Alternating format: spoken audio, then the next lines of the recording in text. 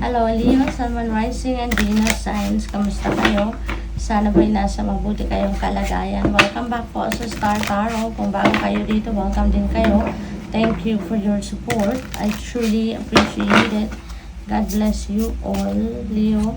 Una mensahe ninyo, pronghorn. Ayan, action. Sabi dito na, now is the time to act. Opportunities are here. So move forward with confidence. Your talents will always help you land on the pinnacle. Your quick wit and keen senses will lead you to success. Ayan, napakaganda. So this is a very strong message para sa iyo, Leo, na it is now time to take action. Panahon na para gawin nyo na yung mga steps na kailangan ninyong gawin para makalapit na kayo doon sa kung ano man yung mga goals niyo, ano man yung mga dreams niyo, habang ang mga oportunidad ay nandito na. Kumbaga, resources, circumstances ninyo sa buhay, mga tao na pwedeng makatulong sa iyo along this journey are all lined up na. Kumbaga, even the stars are being lined up na sa inyo para sa path ninyo para tawag dito, makalapit na kayo, magawa na ninyong makalapit doon sa inyong mga dreams, sa inyong mga goals. Okay? So, be confident, be assertive, at mag-take action na kayo. No? Magsimula na kayong gumalaw. Okay? What else? We have butterfly and rebirth. Sabi dito, you can reinvent yourself. Okay? Baka nag-iisip kayo for personal development, diba?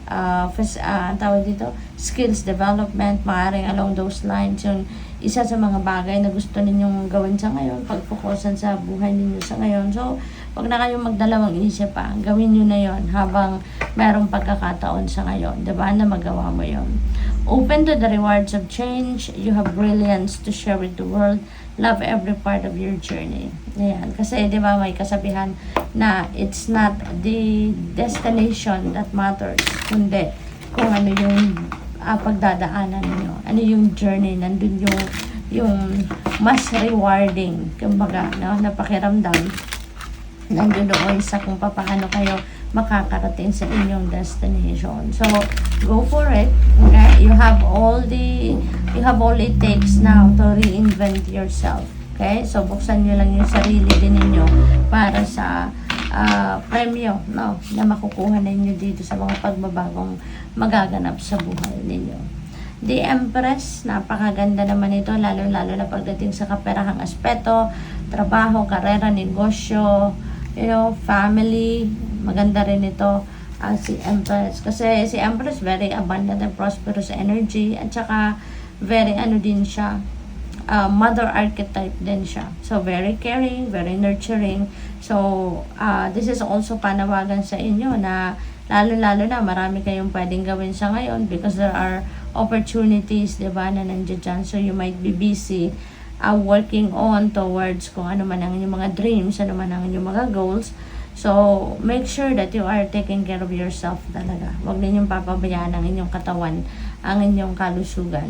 Okay? So, while you are busy looking after kung ano-ano mga trabaho ninyo, obligation, responsibilidad, no? So, never forget to take care of yourself as well. Okay? Opportunities, no, na maghahatid sa inyo ng pera will be there as well. So, yan, lagi lang kayong bukas, no, for anything, for any opportunity na pwede ninyong i-grab din nyo. Five of Pentacles, siguro, yung iba sa inyo ngayon, nakakaproblema sa pera, no?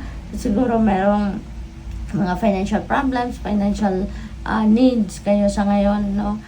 Financial obligations, pero siguro kulang pa yung pera ninyo, no? Maaaring yun ang pinaproblema ng iba sa inyo. Baka meron kayong incapacity to pay for your bills, no? Yung mga ganon.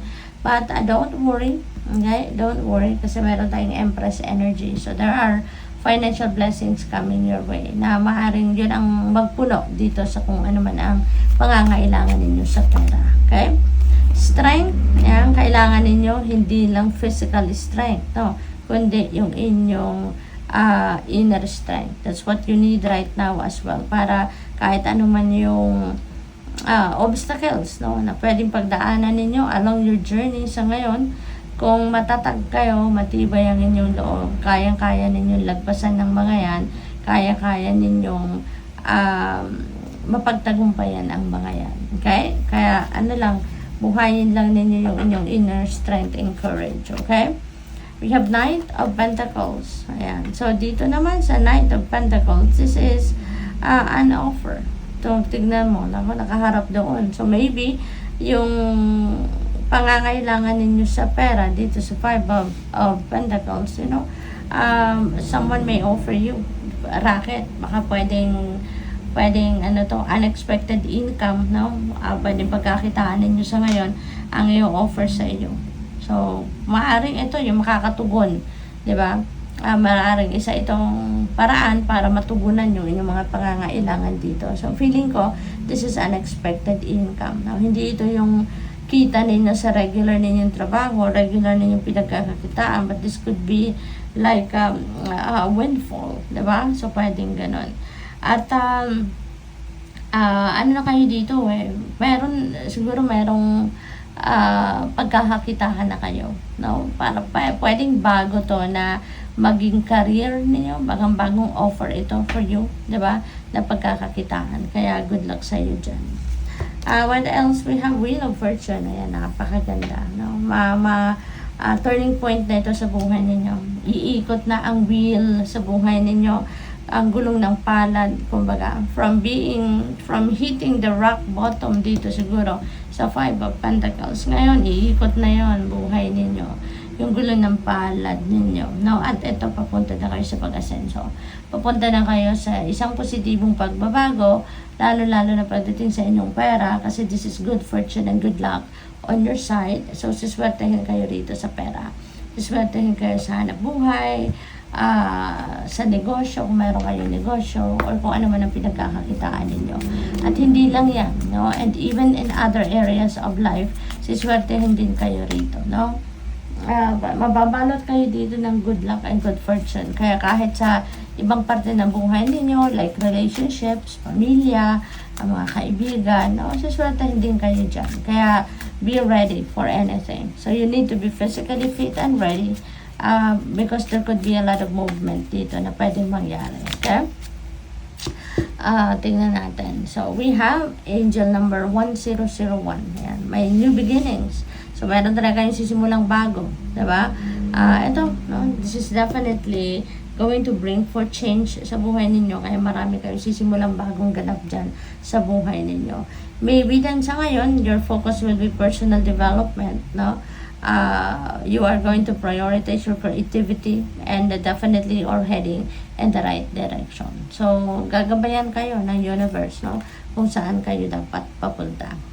Slow down, angel number 0404. So, there may be a need for you to balance, no, your life. Kasi lalo-lalo na sa ngayon na maraming pwede kayong pagkaabalahan dahil dito sa Wheel of Fortune. Diba? So, there's going to be a lot of changes. Kaya kailangan nasa balance kayo na meron kayong aalagaan mga bagong ventures, meron kayong mga sisimulan. Pero at the same time, yung ibang bagay, yung existing ninyong ginagawa ay magpatuloy pa rin kahit hindi ninyo ito papabayaan. Pati na rin yung sarili ninyo, yung katawan ninyo. Okay?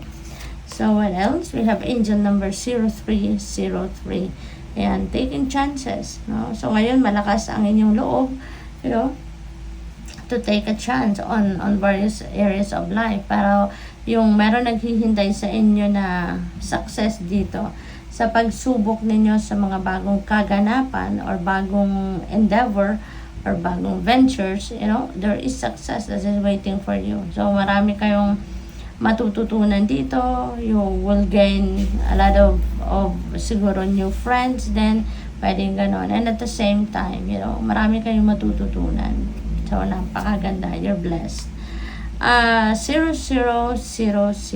Ayan. So, kailangan mo na reset, no?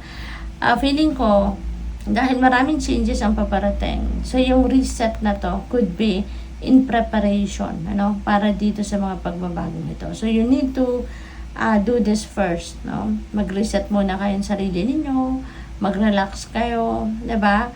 Para nang sa gayon, handa kayo dito sa mga pagbabagong ito. handa kayo sa kabisihan noon na mangyayari sa buhay ninyo. So you need to replenish your lost energy na muna, mag-rejuvenate kayo, mag-recuperate, mag-recharge.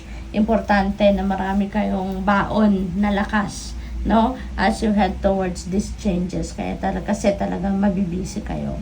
So, good luck. Thank you for watching. Love and light. Namaste.